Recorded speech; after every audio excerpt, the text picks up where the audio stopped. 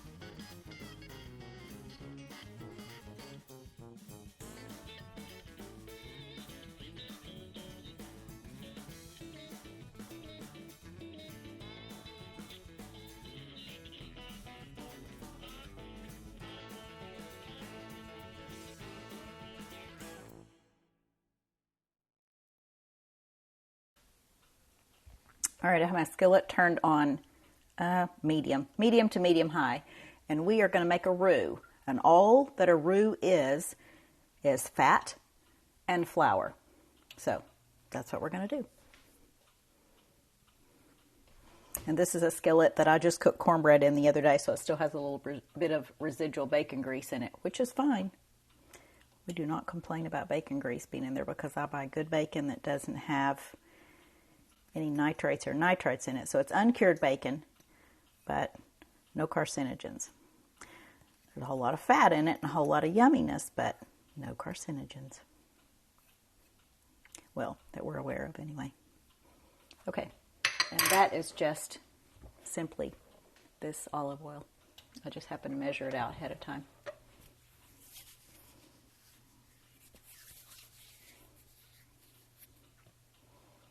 Put our flour in. That is a 1/4 cup of olive oil and a 1/4 cup of unbleached all-purpose flour.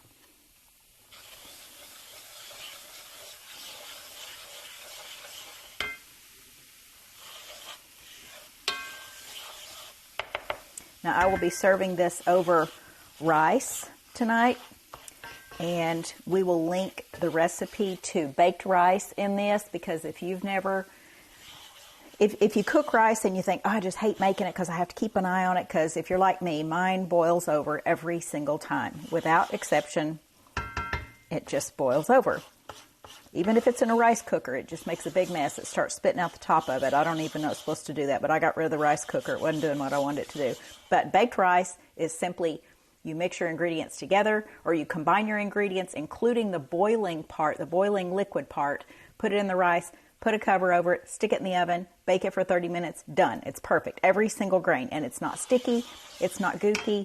It's just absolutely perfect. And I cook mine in a base of, instead of just water, I use bone broth, whether it's beef bone broth or chicken, depending on what I'm going to put on top of it. And it takes on the flavor of that bone broth, and it's so incredibly flavorful. I've actually taken a meal to people before, and when I went to pick up my dishes after everybody was well, I asked one of the family members, is there anything else that you would like that I could make for you? I'd be honored to make something for you. And they looked kind of funny, and I said, no, really, just ask. I don't mind. I'm not just asking for flattery. I'm saying, I really want to help you. Can I make something else? And they said, that rice that you made with whatever I took over there, I don't even remember what the dish was, maybe red beans and rice. And they said, could we have another pan of that rice? which was so nice, because I think it's so good too. So I love it when other people enjoy things that I think are really good too. Okay, don't let your stuff start smoking real bad, but you want to keep your heat pretty high. And when it starts browning like this, that is our cue to start adding our other ingredients. But you got to wait till it gets brown. Don't get in too big of a hurry. Don't just let it be beige. You got to let it be brown. So we are about to add our vegetables that we just chopped up. Our onions, green pepper, not red, not sweet, just gross green onions. Or no, I'm sorry, green pepper. And celery, just one stalk of celery.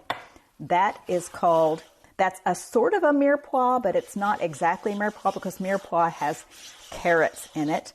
But this is called the Holy Trinity. If you know anybody from Louisiana and you say something about the Holy Trinity, they know what you're talking about. But that's what goes in this, and it makes it especially good.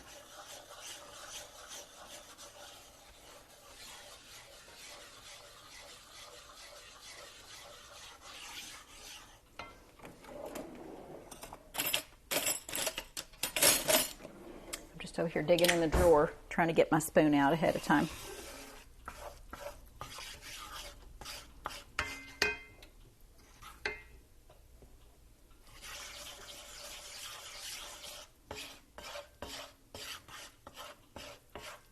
And I normally would turn my Vent-A-Hood on to suck this smoky air out when it starts getting browned. But I don't want the noise to overcome anything else on the microphone, so I'm not sure how that would turn out. So I'll just suffer through the smoke if y'all can handle the clearer sound than if the Vent-A-Hood was going. Okay, this has turned as brown as I want it to. We are now going to add our onions, pepper, and celery.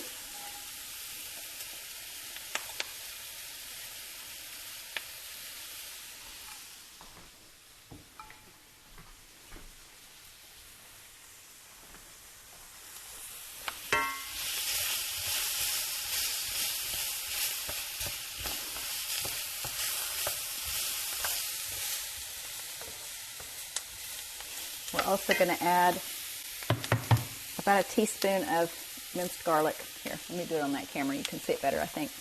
The light's really bright coming from that one direction because I have the under-counter lights on.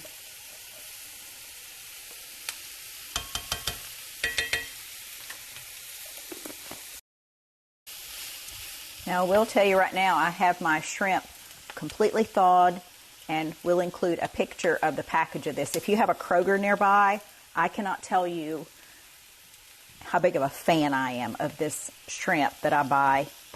It is,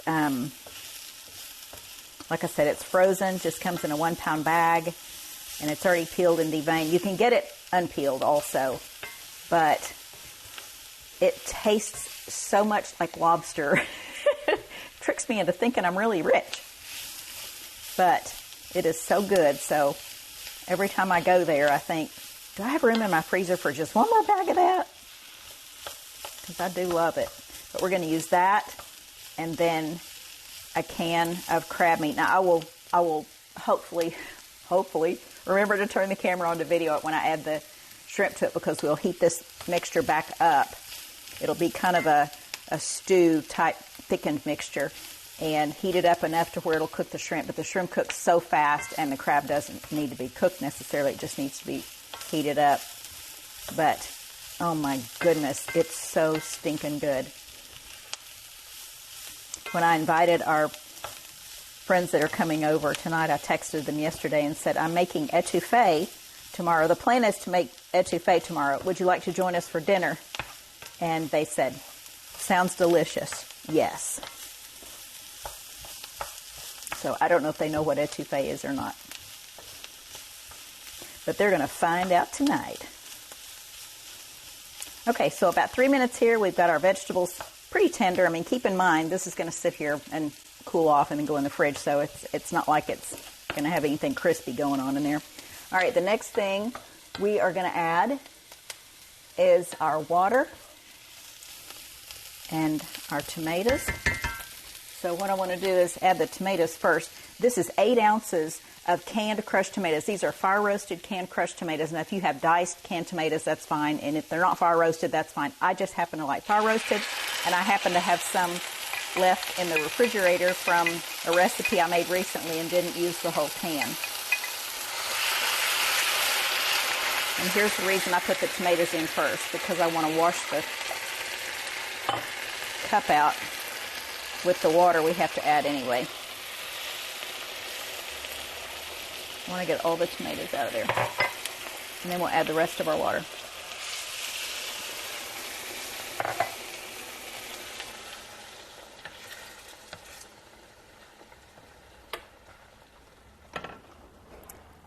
We're going to add red pepper, which is cayenne pepper. Anywhere from 1/4 to 1/2 teaspoon, just depending on how spicy you like yours.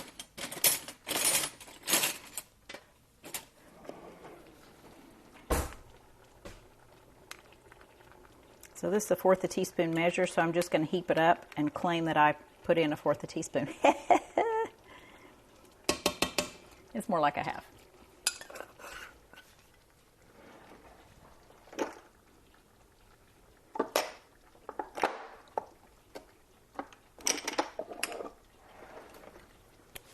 About 1/4 teaspoon of black pepper.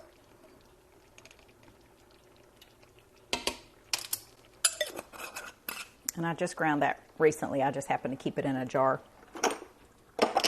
for convenience sake. And then we need 3/4 teaspoon of salt.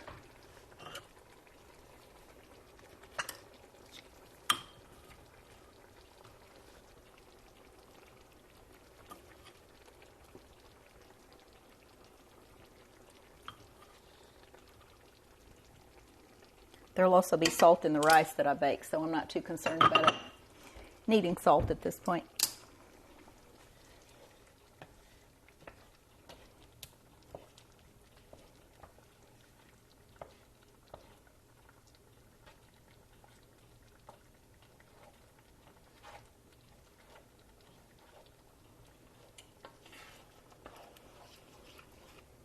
And the last thing we're going to add to this, not the last thing to the entire dish, but until later on this evening. The last thing we want to add to this right now, and I don't really want to overcook it right now, so I'm going to go ahead and turn my burner off, is 2 tablespoons of gumbo Philly powder. And all this is ground sassafras leaves, and you can find this at most supermarkets, I would think, in the spice section, or you can buy it at like a natural grocer's. We have a natural food store and a Good Measure Market here in town, and in their bulk section, I'm sure they probably have Philly powder, which is spelled F-I-L-E. There is an apostrophe at the end of it, so it's pronounced gumbo Philly. And this serves as a thickening agent as well as adds flavor to it. It turns it a really dark, rich color. As you can see, kind of looks muddy.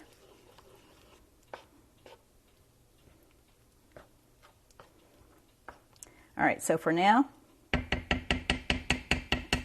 going to let this cool off.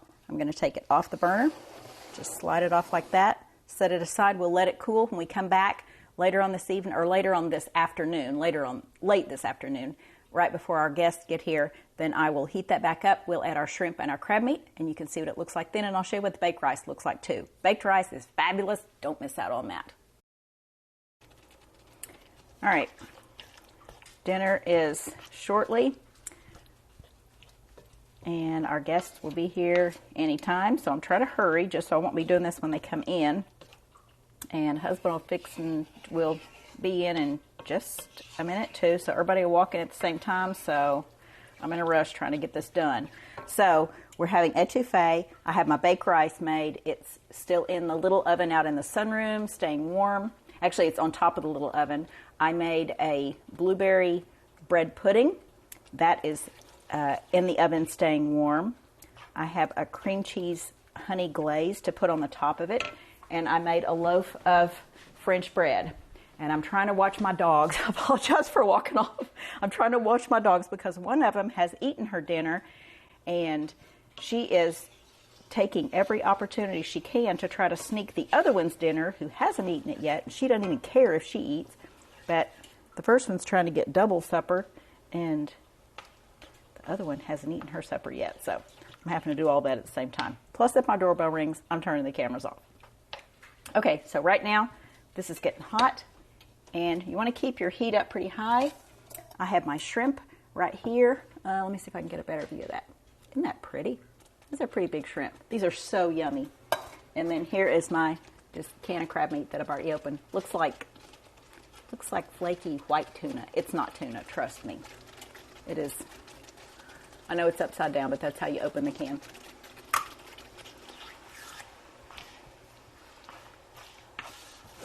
All right, this is pretty hot. It's not going to be in there long before it turns the color we want. And what we want is for it to go from pink to a translucent gray. So plop that in. Whoopsie. And plop this in. I see one little speck of something I want to get off.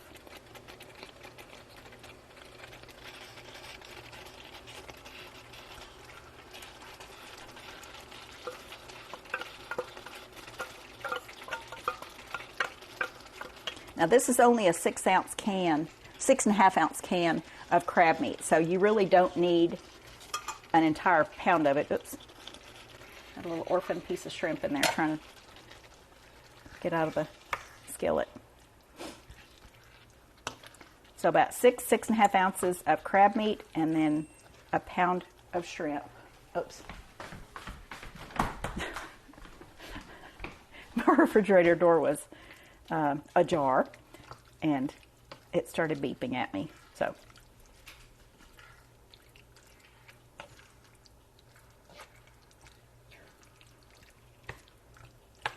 cook it high, and as soon as it turns a translucent gray, turn the heat off, put a lid on it to retain the heat, and it's ready to serve. We're going to serve those over rice. And like I said, I'll have, oh yeah, I forgot to tell you, I have a salad, my favorite salad and my favorite salad dressing. I'm in the middle of making a salad while I'm doing this too.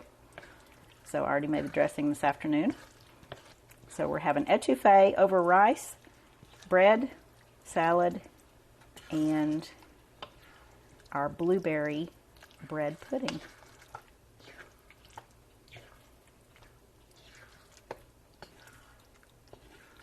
So although there's so few ingredients in this, there's really not anything exotic except for the gumbo Philly powder. But the flavors in this are just so good. I can't even tell you how shocked I was the first time I tried it after I'd made it. I made it myself, but you know, I find a recipe and I thought, oh, that sounds good. Maybe it'll be okay. But I really didn't expect it to be that good. I mean, it's seriously that good.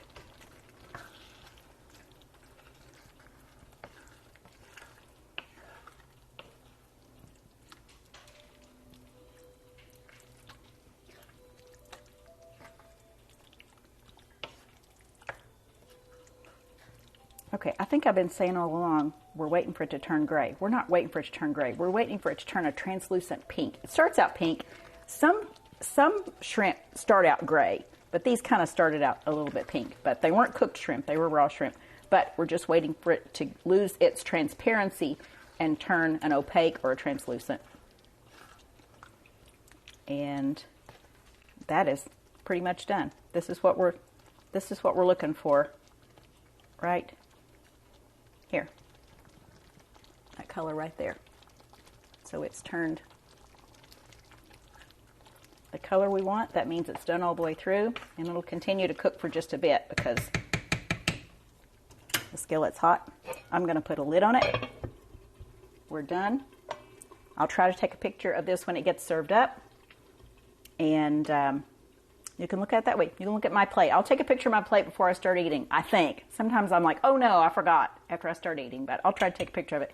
Thanks for joining us. We look forward to sharing something again with you real soon, but the recipe for this will be in the description of the video. Thanks, guys. Thanks for joining us. All right, here's our etouffee, and I'm only videoing this in this pan right here because we've eaten all the rest of it. Every time I would serve it, I would get finished with the meal and think, I just forgot to video a serving of this. So you can either serve it like this with the rice on top, and this is the baked rice. Remember I told you it would just fall apart. It doesn't stick together at all. That's what the baked rice looks like. You can serve it like this, or you can serve the etouffee served over the hot rice. So either way, it is equally delicious, and I hope you give this a try. See ya.